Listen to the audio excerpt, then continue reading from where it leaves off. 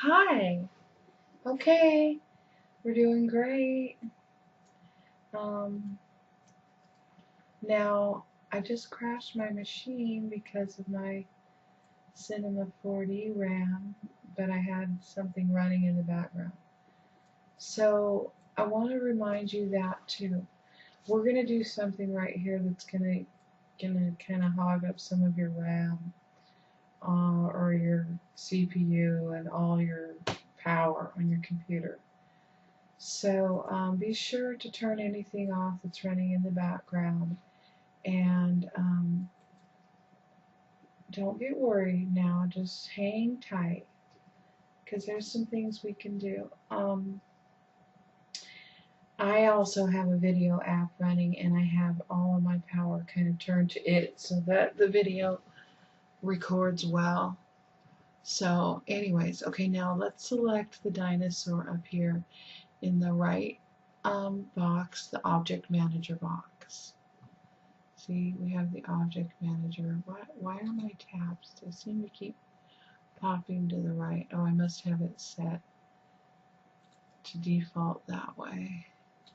So I'm not sure if you can see my tabs. So right-clicking, and then I'm moving the tabs. See, I'm right-clicking on this. I'm right-clicking on this bar, I think. And then I'm coming to tabs, and then I'm choosing to put them on the top. They were on the right, see?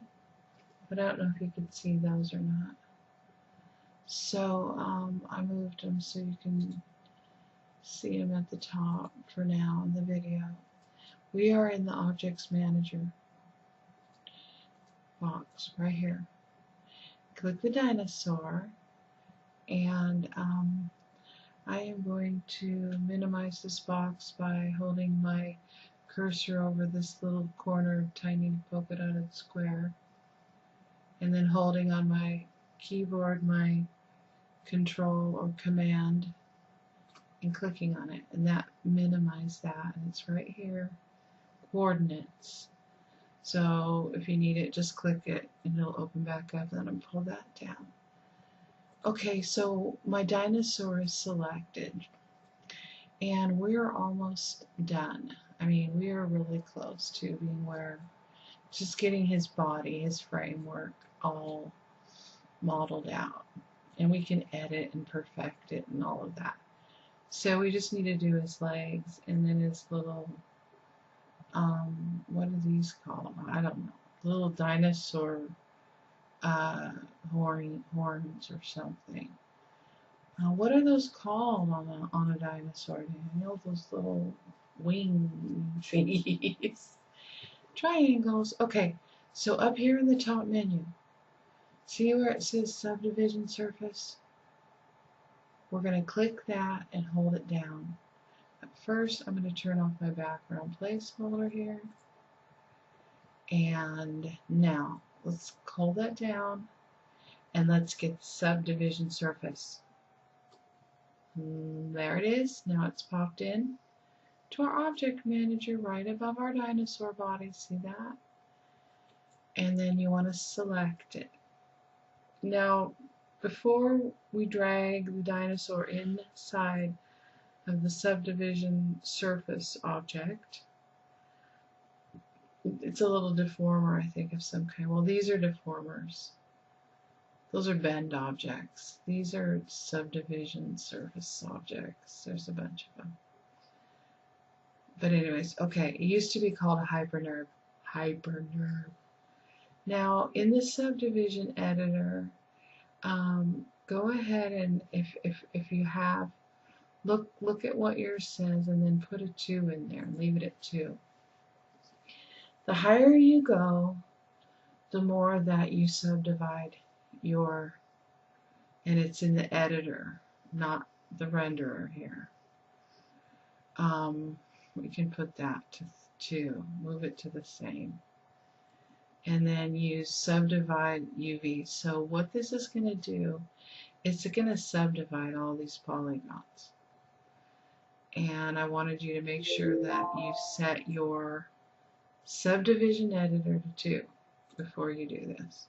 You can take it down to 1. If you don't have very much RAM on your computer and you've got a lot of stuff, try 1, then 2. Because the more you subdivide, well, you're going to see.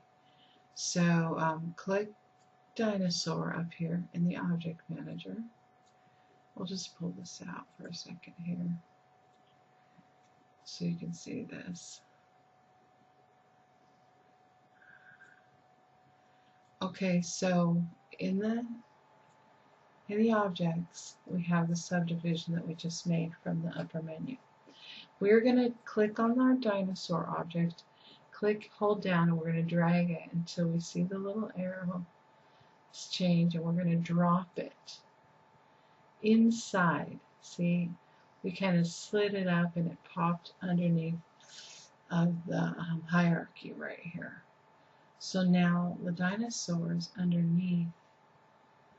You see the little arrow points and shows us that it went in and under.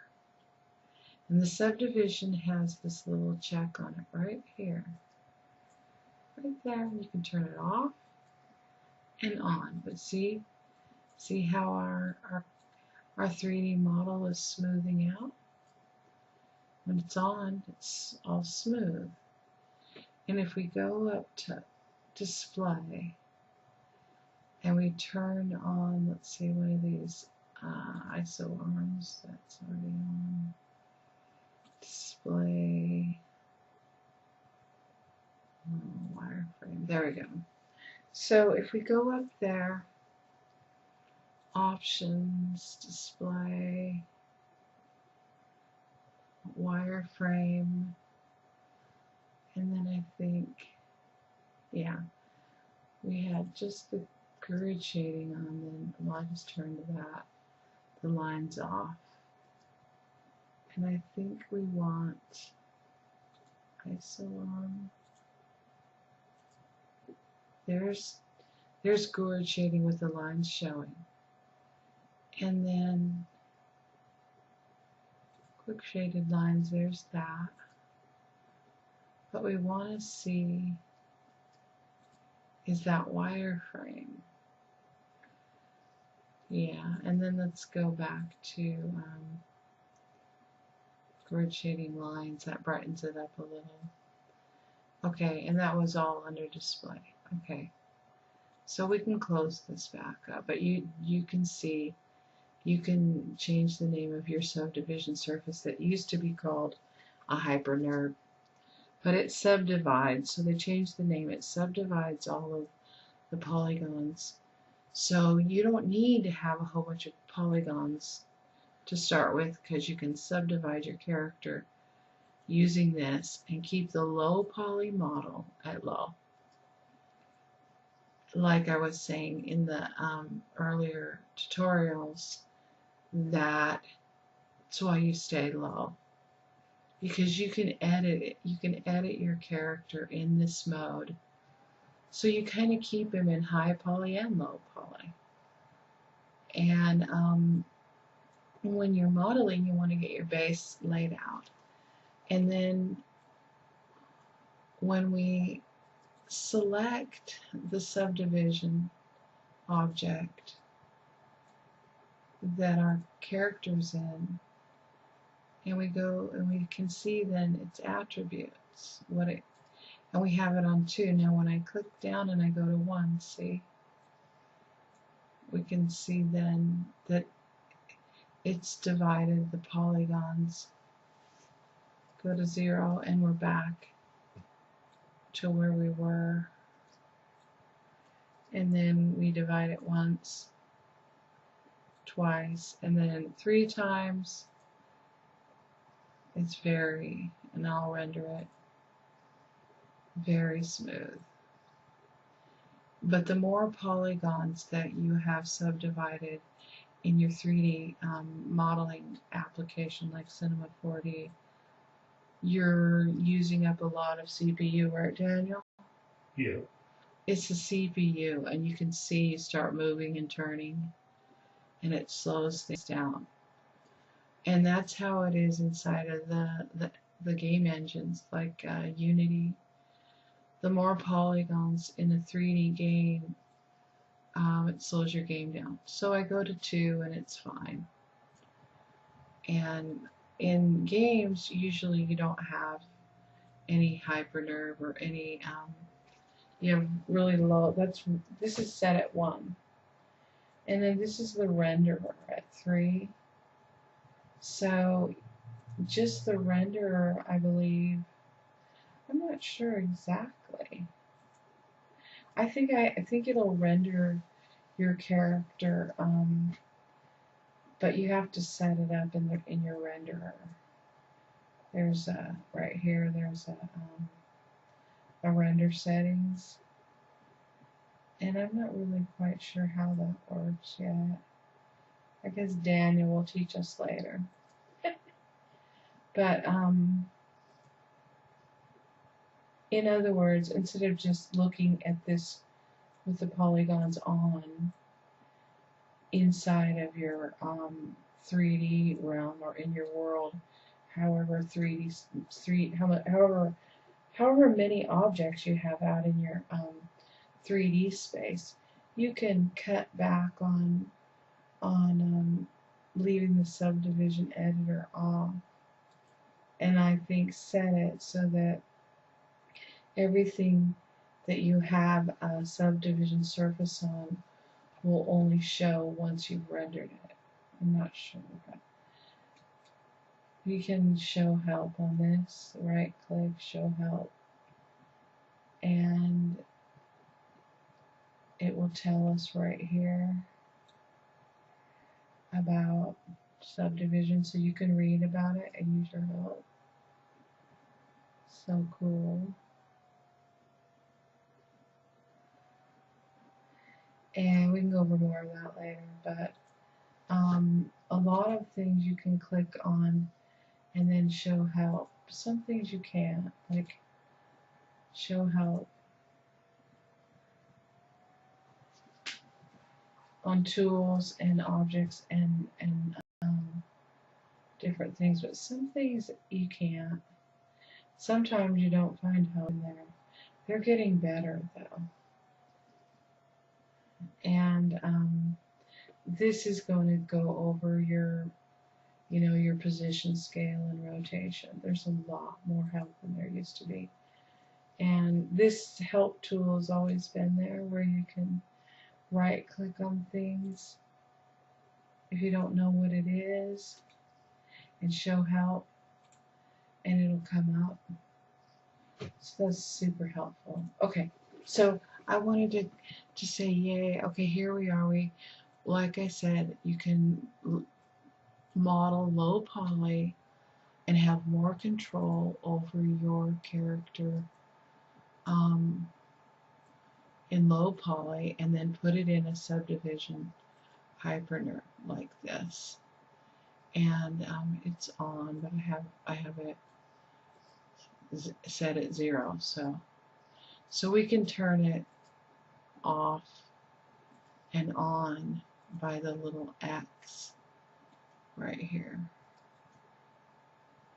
And we can remove it if we don't want it after, like I was saying, you can save a character out, at low poly, and you can remove the subdivision. It's going to stay low poly until you do another function, but it'll still save out. You can save a low poly and make a high poly if you must do it, and you'll need to, but just keep in mind if you don't have a super fast computer with a lot of to keep things turned off and on, because I just crashed my machine turning on that 3, and I was running another 3D. I was running Unity, and then I was playing with the subdivision. I crashed my machine, so it got all fidgety and fussy. So okay, so now that we have the subdivision on, and when I get in polygon mode, in points mode, I can leave this on, or even in polygon mode. I want to show you this in this tutorial. So I have it in display, it matters what your settings are. I think I have, okay, I have grid shading lines and wireframe on. And so I can see kind of what's happening. And now I can edit my character, and I'm going to turn on the world coordinate system and show you how we can edit our character in this mode. So we're going to get more into that once we finish modeling out this character.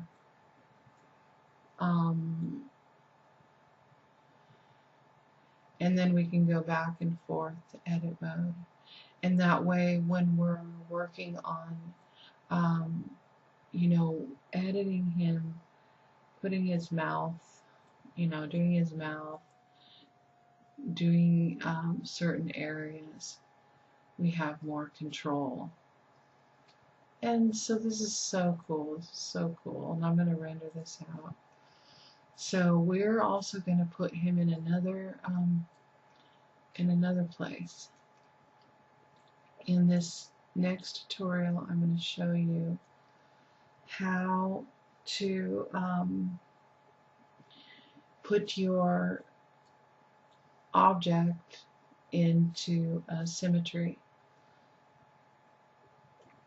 And it's going to make for a lot quicker modeling in Cinema 4D. So I'll see you back in that tutorial. Have a great day. He looks great. I'm going to render him. Oh, isn't he awesome? All right. So what did we learn in this lesson? We learned about the subdivision surface tool, and it's right here, this little green box. Subdivision surface. So cool. And we learned that in display we can change the settings so that we can we can set the settings so that we can either see, you know, we can this setting kind of shows us that we have a subdivision surface on it with that extra net, that extra wire on it is showing us. So we turn it off. See, off and on in the object manager box. It's like, oh, okay, it's not on.